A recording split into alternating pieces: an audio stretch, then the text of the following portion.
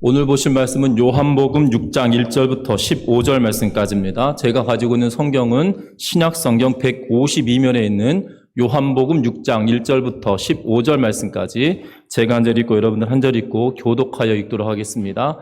요한복음 6장 1절부터 15절 말씀까지입니다.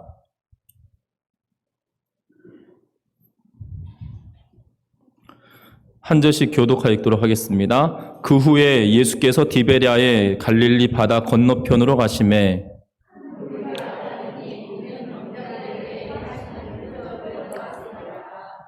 예수께서 산에 오르사 제자들과 함께 거기 앉으시니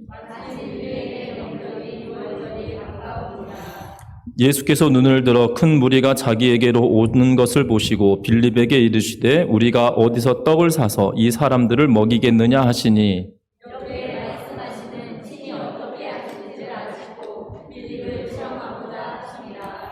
빌립이 대답하되 각 사람으로 조금씩 받게 할지라도 200데나리온의 떡이 부족하리이다.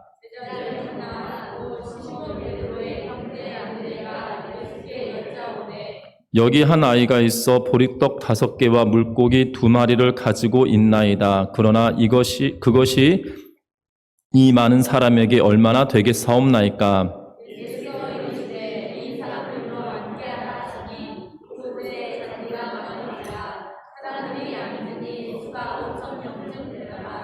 예수께서 떡을 가져 축사하신 후에 앉아있는 자들에게 나눠주시고 물고기도 그렇게 그들의 원대로 주시니라.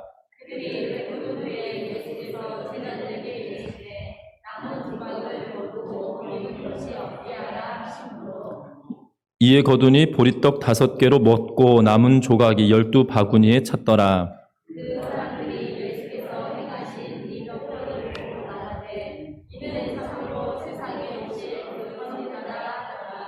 같이 읽습니다. 그러므로 예수께서 그들이 와서 자기를 억지로 붙들어 임금으로 삼으려는 줄 아시고 다시 혼자 산으로 떠나 가시니라. 아멘. 우리 앞을 향하여 인사 나누고 말씀 나누겠습니다. 사랑하고 축복합니다.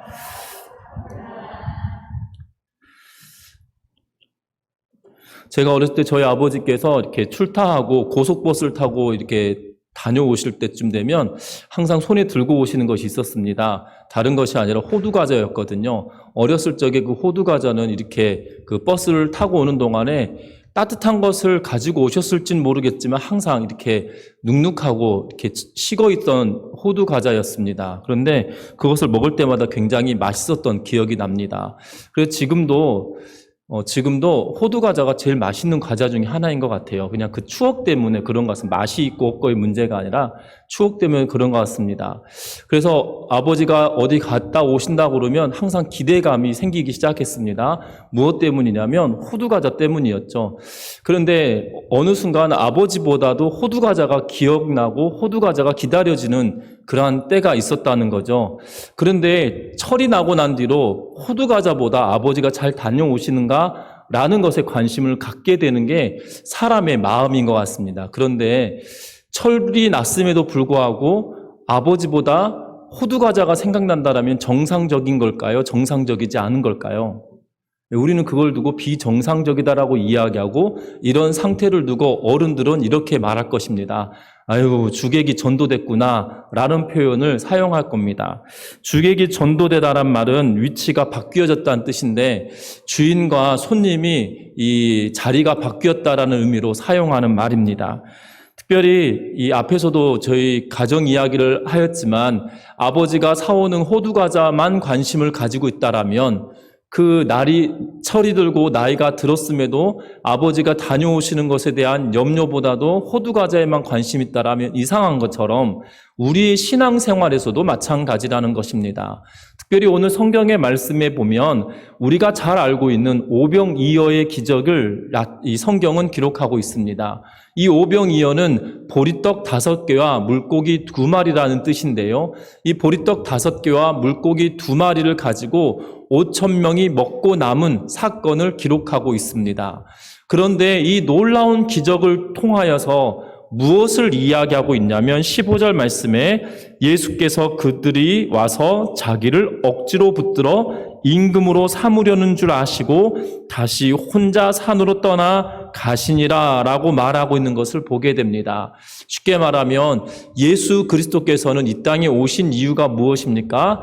자기 백성을 자기 죄에서 구원하기 위하여 이 땅에 오신 분이 바로 예수 그리스도이십니다. 그런데 그들은 그들에게 먹을 것을 주었던 예수 그리스도에 열광하고 그러므로 인하여 그들이 예수 그리스도를 왕 삼으려고 하고 있는 그러한 모습을 보면 마치 주객이 전도되어져 있는 그러한 모습처럼 보여지는 것이 오늘 본문의 내용입니다. 오늘 본문의 말씀을 통하여서 주객이 전도된 그러한 신앙을 살는 것이 아니라 정말 말씀대로 살아가는 믿음을 소유하는 우리 전미중앙교회 모든 성도님들 되시기를 주의 이름으로 부탁합니다. 오늘 말씀에 보면 1절과 2절 말씀 다시 한번 읽어보도록 하겠습니다. 1절과 2절입니다. 그 후에 예수께서 디베랴의 갈릴리 바다 건너편으로 가시매 큰 무리가 따르니 이는 병자들에게 행하시는 표적을 보았음이로라.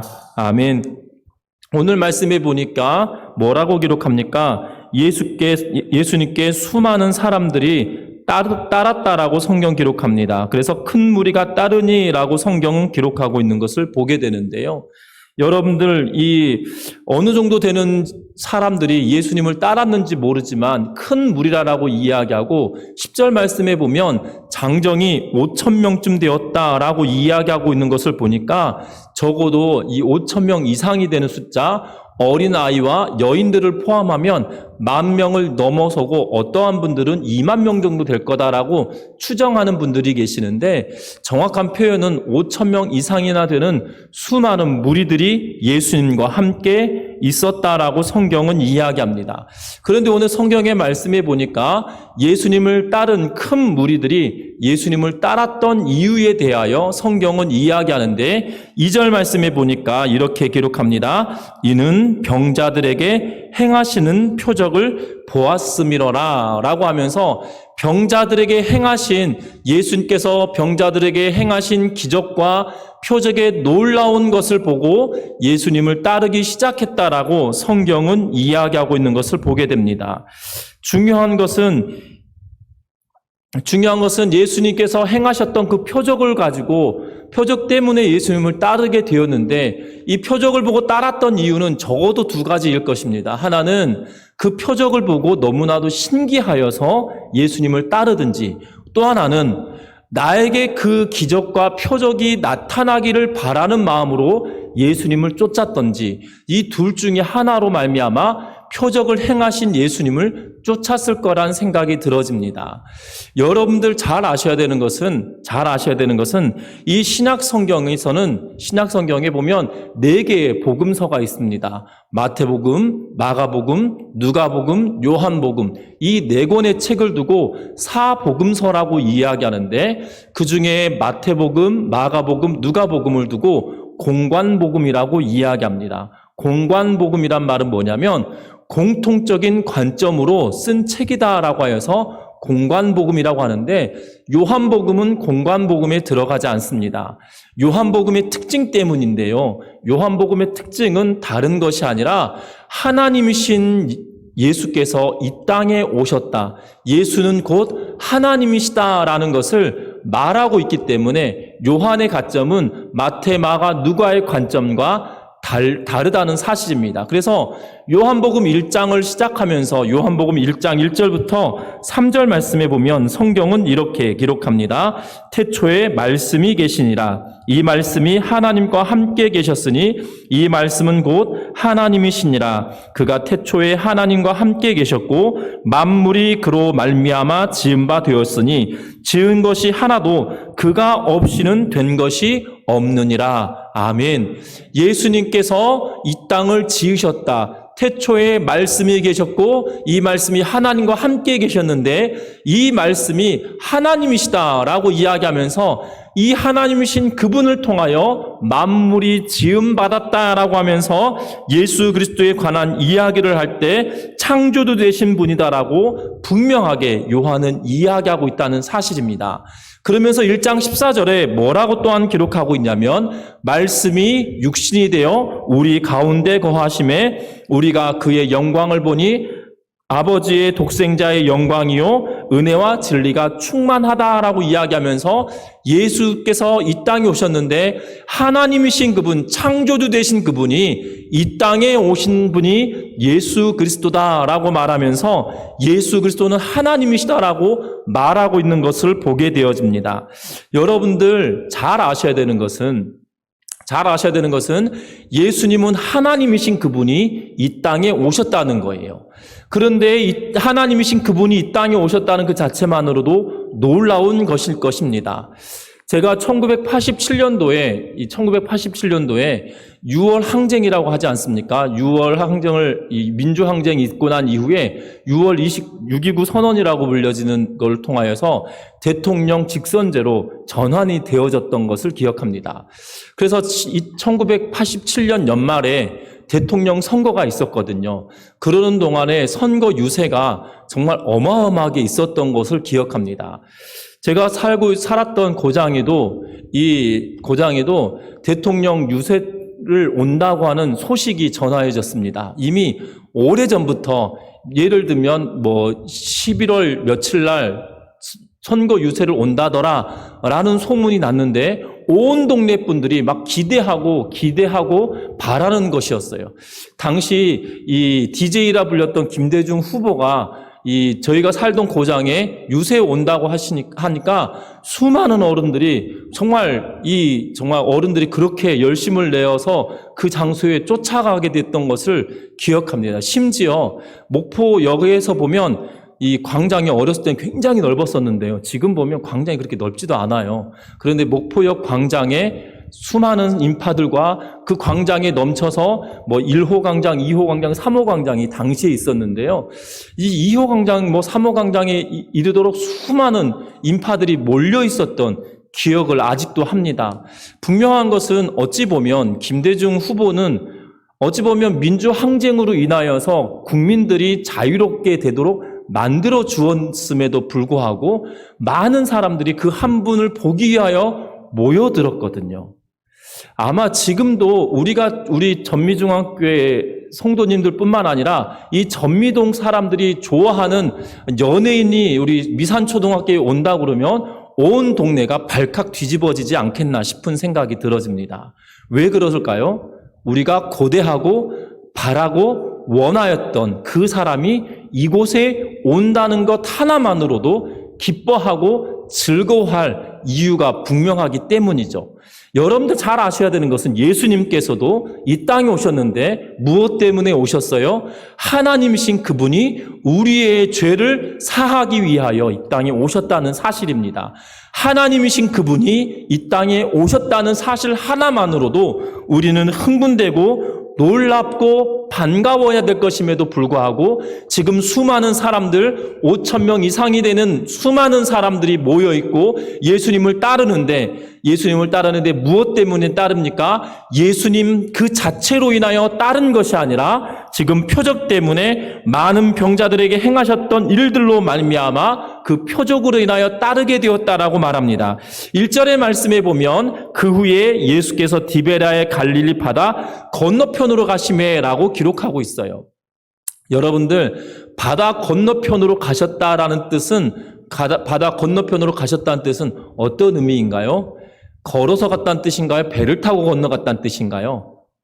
배를 타고 건너갔다는 의미거든요. 그럼에도 불구하고 지금 이곳에 남아있던 사람들이 저쪽으로 예수님이 옮겨갔음에도 불구하고 뭐 하고 있는 거예요? 수많은 사람들이 예수님을 따르고 있다는 거예요. 지금 장소를 옮겨간 상태임에도 불구하고 사람들이 우르르 몰려와 있는 그러한 상태다 이 말입니다. 무엇 때문에 그렇게 몰린 거예요? 표적 때문이라고요. 그것이 신기하거나 나에게도 기적이 나타나길 바라는 사람들 때문에 모여 있는데 중요한 것은 예수님이 이 땅에 오심은 다른 것이 아니라 기적 때문이 아니라 예수 그리스도 때문에 우리가 모여 있어야 됨에도 불구하고 그것을 놓쳐버렸다는 것이지요. 중요한 것은 많은 사람들, 큰 무리들이 예수 그리스도 한 분만으로 만족해야 함에도 불구하고 그것을 놓치고 그분이 하나님이신 것 자체만으로도 감격해야 됨에도 불구하고 그것을 잊어버리고 살아왔던 것이 그들의 큰 무리들의 특징이라는 것을 기억하셨으면 합니다. 중요한 것은 우리의 신앙도 마찬가지일 수 있다는 것이에요. 우리가 예수 그리스도가 나를 위해 십자가에 죽으셨다는 사실 그 하나만으로 내 삶에 만족하고 기뻐하고 감사의 거리가 되어야 됨에도 불구하고 우리는 예수님의 능력보다도 예수님께서 우리를 위해 십자가에 지신 그 사건 하나만으로도 만족하는 것이 아니라 나에게 행하실 표적과 기사를 바라면서 우리는 주 앞에 나아오고 있지 않은지 살펴보아야 된다는 사실입니다. 이것이 우리에게 주객이 전도된 것처럼 보여지는 그러한 상황인데요. 예수님 자체보다도 구원자 되신 예수님보다도 다른 것에 관심이 있다라면 우리의 관심을 하나님께로 향하며 나아가는 은혜가 있기를 주의 이름으로 부탁합니다. 또한 여기 성경에 보면 그 관점이 바뀌어져 버린 주객이 전도된 한 인물 또한 등장합니다. 5절과 6절 말씀 같이 읽어봅니다. 예수께서 눈을 들어 큰 무리가 자기에게로 오는 것을 보시고 빌립에게 이르시되 우리가 어디서 떡을 사서 이 사람들을 먹이겠느냐 하시니 이렇게 말씀하심은 친히 어떻게 하실지를 아시고 빌립을 시험하고자 하심이라. 아멘. 7절 말씀 읽겠습니다. 빌립이 대답하되 각 사람으로 조금씩 받게 할지라도 200데나리온의 떡이 부족하리이다. 아멘. 예수님께서 빌립에게 말씀하십니다. 어디서 떡을 사서 이 사람들을 먹일 수 있겠느냐라고 빌립에게 말씀하십니다. 그렇게 말씀하시는 이유가 뭐라고 6절에 기록합니까? 빌립을 시험하고자 원하셨다라고 성경은 이야기합니다. 예수님께서 빌립을 왜 시험하셨을까요? 예수님께서 빌립을 왜 시험하셨을까요? 요한은 그것을 두고 다른 본문 마태, 마가, 누가, 요한복음이 다 이 5천 명을 먹고 남았던 기사, 오병이어의 기적을 마태, 마가, 누가, 요한은 다 기록하고 있는데 요한만 유독 빌립에 관한 이야기를 기록하고 있다는 사실입니다.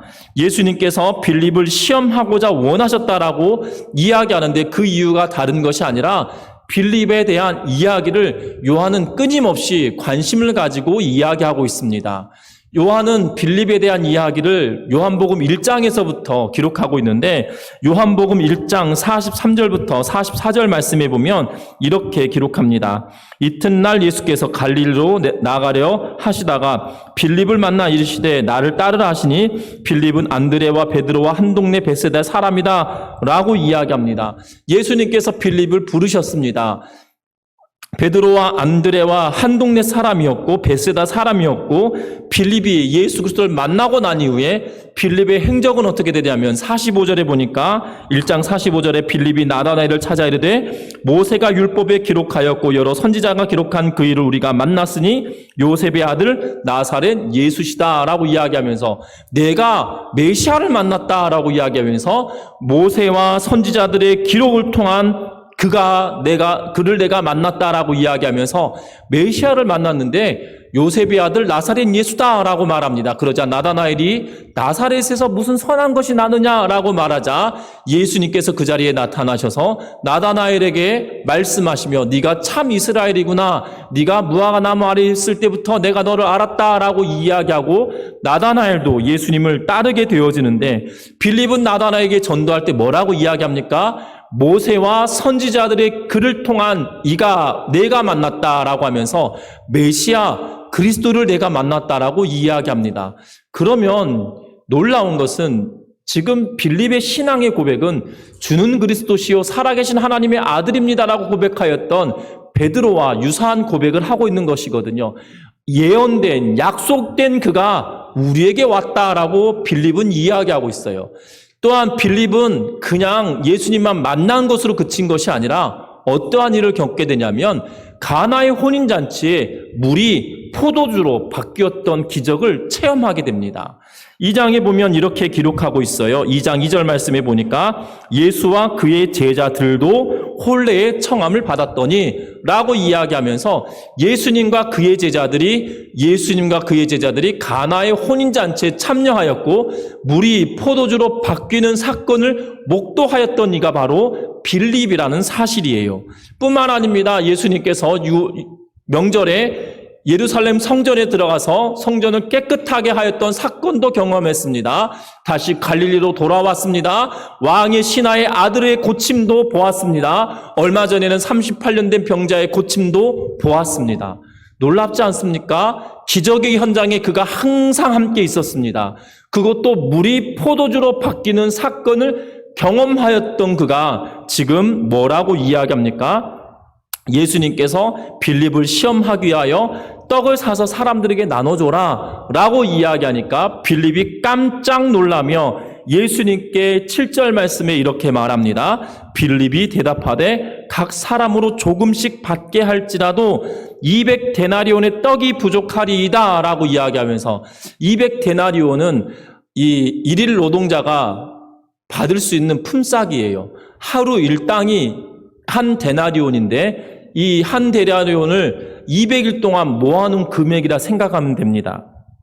2019년도에 발표된 이 일일 건설 근로자들의 품삯이 15만 원에서 17만 원 정도 된다라고 발표를 하였습니다.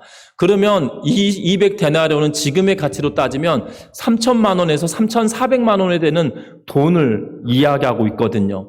그 정도 비용이 듭니다. 그런데도 부족할 겁니다. 라고 말하고 있는 것을 보게 됩니다. 그렇기도 할 겁니다. 왜냐하면 그 인근에 지금처럼 대형 식당이 있다든지 아니면 5,000명 이상 되는 사람들이 들어가서 먹을 수 있는 공간이 안 된다라면 갑작스럽게 사람들이 그 5,000명이나 되는 사람들을 순식간에 먹을 수 있는 식자재를 준비할 수 있는 그런 공간들이 있어야 될 건데 지금 생각해도 가능한 일은 아닌 것 같거든요. 그러면 빌립이 놀랄 만한 일인 건 당연한 것입니다. 그런데 우린 잘 생각해 봐야 됩니다. 무엇을 경험한 사람이에요? 물을 포도주로 바꾸는 기적을 눈으로 보았던 사람이에요. 갈릴리 바다는 민물일까요? 짠물일까요? 여러분들 갈릴리 바다는 민물일까요? 짠물일까요? 예? 예, 우리는 갈릴리 바다 그러니까 항상 짠물이라고 오해하는데요. 여러분들, 예, 갈릴리 바다는 그렇게 바다가 아닙니다. 사실 이스라엘 사람들 입장에서 넓다라고 하여서 바다란 표현을 썼는데요. 사해 바다는 바다가 맞습니다. 왜냐하면 짠물이기 때문이에요. 근데 갈릴리는 게네사렛 호수다라고 표현을 쓰고 있어요. 그럼 게네사렛 호수물은 짠물일까요? 민물일까요? 네, 민물이거든요. 여러분들 지금 잘 아셔야 되는 거는 지금 갈릴리 바다 건너편으로 가셨기 때문에 예수님은 물에 가까운 곳에 계실까요? 가깝지 않은 곳에 계실까요?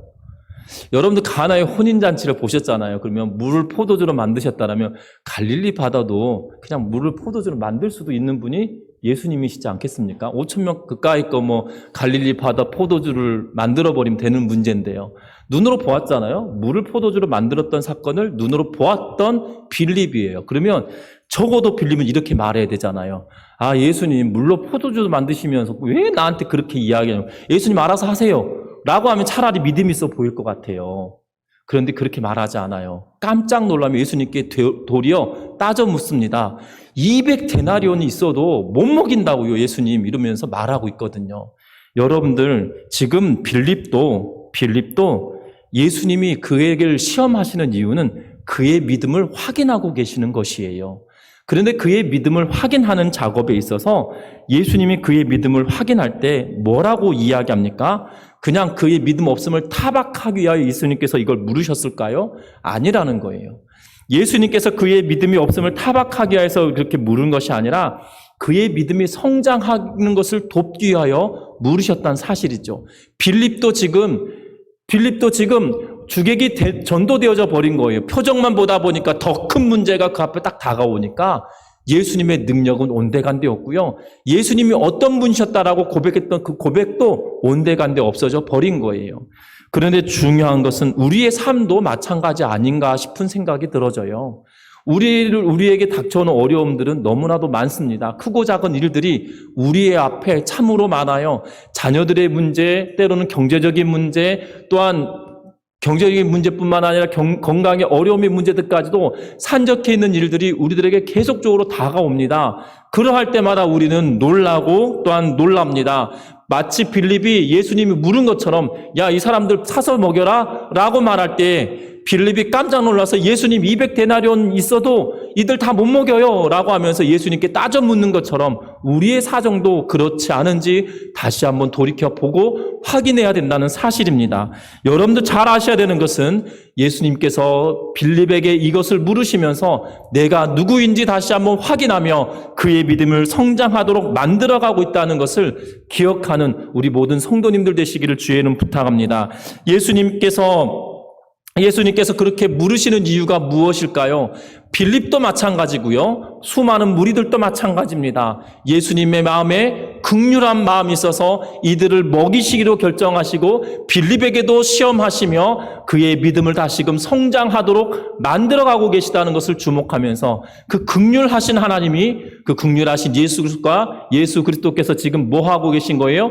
우리에게도 지금 찾아오셔서 그 긍휼함을 보이고 계시다는 사실을 믿고 나아가는 은혜가 있기를 주의 이름으로 부탁드립니다. 그러면서 이 본문에 예수님의 긍휼하심이 온전하게 나타나는 부분이 있는데요. 10절 말씀 보겠습니다. 같이 읽습니다. 예수께서 이르시되 이 사람들로 앉게 하라 하시니 그곳에 잔디가 많은지라 사람들이 앉으니 수가 5,000명쯤 되더라. 아멘. 여러분들 잘 아셔야 되는 것은 지금 예수님께서 무엇 하라고 시키셨습니까? 자리에 앉게 하라고 말하고 있습니다.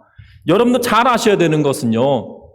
지금 기적이 베풀어졌나요? 베풀어지지 않았나요? 지금 제자들 입장에서 보면 지금 황당한 일이지 않겠습니까? 적어도 12명의 제자들이 황당한 일을 겪고 있는 거예요. 아무것도 준비되지 않았어요. 딱 하나가만 준비되어 있습니다. 안드레가 가지고 온 물고기 2마리와 보리떡 5개, 어린아이가 가지고 왔던 보리떡 5개와 물고기 2마리만 안드레가 예수님께 드렸어요. 그런데 모든 사람을 지금 자리에 앉으라라고 말씀하시고 제자들에게 사람들 좀 앉혀라 라고 이야기하세요. 지금 앉으라는 의미는 무엇이에요? 그들에게 먹을 것을 주겠다라는 의미로 말하고 있어요. 여러분들 그러면서 11절 말씀에 뭐라고 기록합니까? 같이 읽습니다. 예수께서 떡을 가져 축사하신 후에 앉아있는 자들에게 나눠주시고 물고기도 그렇게 그들의 원대로 주시니라. 아멘. 예수님께서 축사하십니다. 우리가 이 축사라는 표현을 보면 예수님께서 마치 주술을 읊어서 이 보리떡 5개와 물고기 2마리를 가지고 놀라운 기적을 베풀기를 원하는 마음을 막 주술을 외운 것처럼 말할 수 있는데요. 그런 의미의 축사가 아니에요. 감사하며 하나님께 그 감사함으로 기도하고 있는 내용이거든요. 쉽게 말하면 우리가 외국 영화를 보면 저 어렸을 때 이 초원의 집이었나요?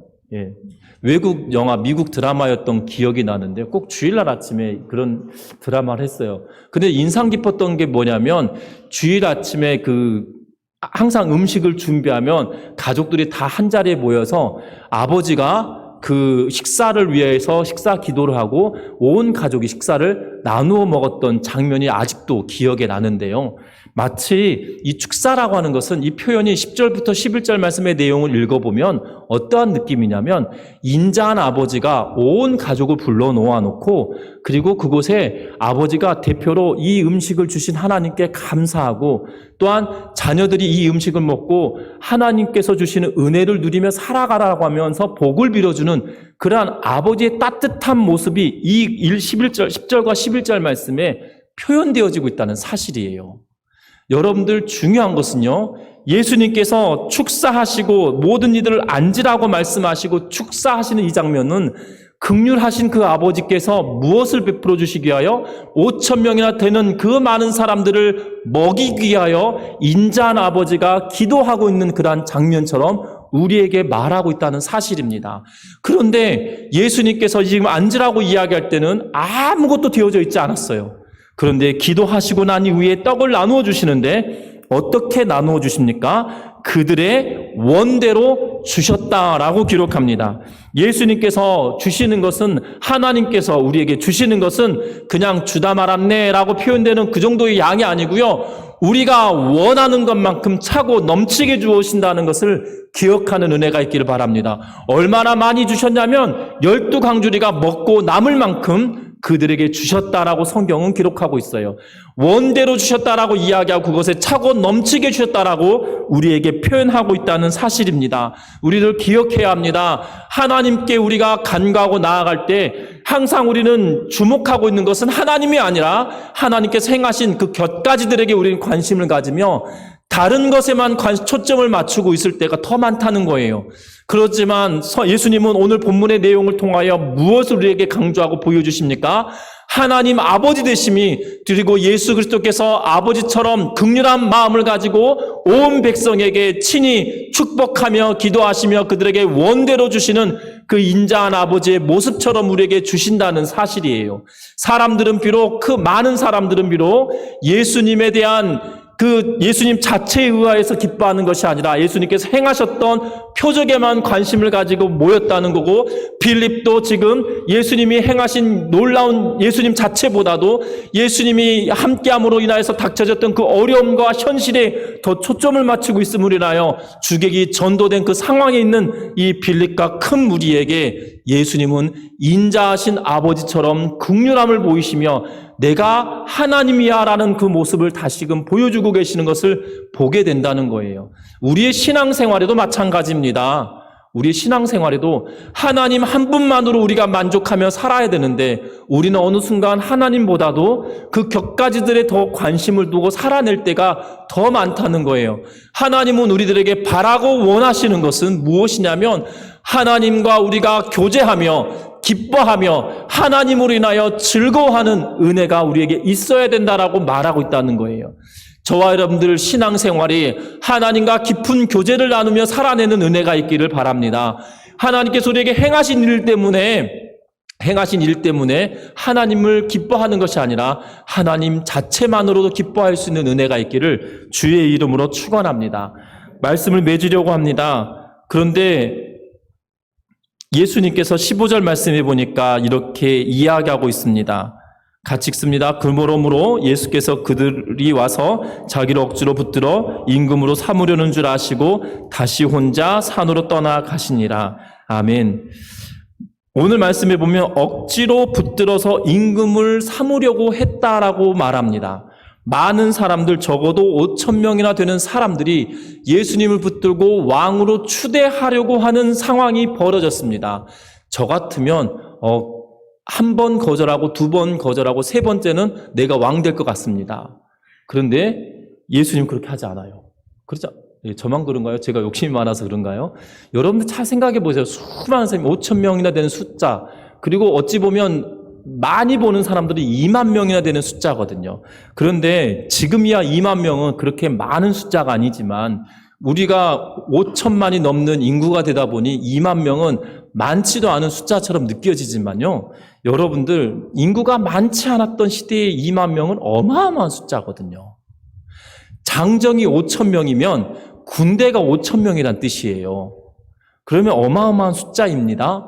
그런데 이 많은 사람들이 예수님을 왕으로 추대한다고 하면 저 같으면 두 번 거절하고 세 번째는 마지못해서 내가 왕 되는 것처럼 할 것 같아요. 그런데 예수님은 뭐 하십니까? 그들을 떠나 혼자 어디로 가셨습니까? 산으로 가셨습니다.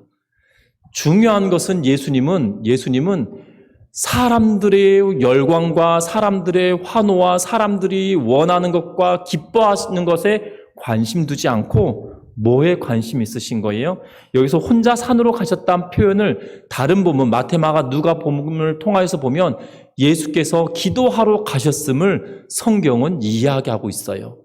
다시 말하면 예수님은 사람들의 기대와 관심보다도 하나님 아버지에 대한 관심이 더 크신 분이다라고 오늘 본문에 다시금 우리에게 보여주셔요. 우리는 어떠합니까? 예수님을 본받아 살아가는 주의 백성입니다. 그렇다면 우리의 관심은 어디에 있어야 되냐면 곁가지가 아니라 오직 하나님 아버지의 관심을 두고 살아내는 믿음의 성도님들 되시기를 주의 이름으로 부탁드립니다. 그래서 하나님으로 인하여 만족하며 하나님으로 인하여 즐거워하며 그분 때문에 기뻐하는 삶을 살아가는 은혜가 있기를 주의 이름으로 축원합니다. 마지막 이야기만 하나 하려고 마치려고 하는데요. 연애하는 한 쌍의 남녀가 있었습니다. 연애한 한 쌍의 남녀가 있었는데 이 여자분이 굉장히 헌신적인 거예요. 너무나도 열심히. 그런데 이 남자분이 이 헌신하는 여성에 대하여 그 한 명으로 만족해야 되는데 항상 다른 사람들에게 눈을 돌리고 있다라면 어떻게 될 것 같으십니까? 그 둘의 관계가 유지될 것 같으시나요? 그 관계를 알나라면 뜯어 말릴 것 같지 않으십니까? 여러분은 어떠신가요? 우리의 신앙도 이러한 상태가 아닌지 점검해 봐야 합니다. 한 명만으로 그 한 사람으로 인하여 기뻐해야 되는데 다른 것에 눈을 돌리며 내가 너를 사랑한다라고 말하고 내가 당신을 사랑합니다라고 고백하면 그것은 거짓일까요? 진심일까요? 거짓일 가능성이 분명하거든요. 저와 여러분들의 믿음의 고백이 진정한 고백이다라면 그분 한 분으로 만족하고 예수 그리스도 한 분으로 만족한 삶을 살아가는 우리 전미중앙교회 모든 성도님들 되시기를 주의 이름으로 부탁드립니다.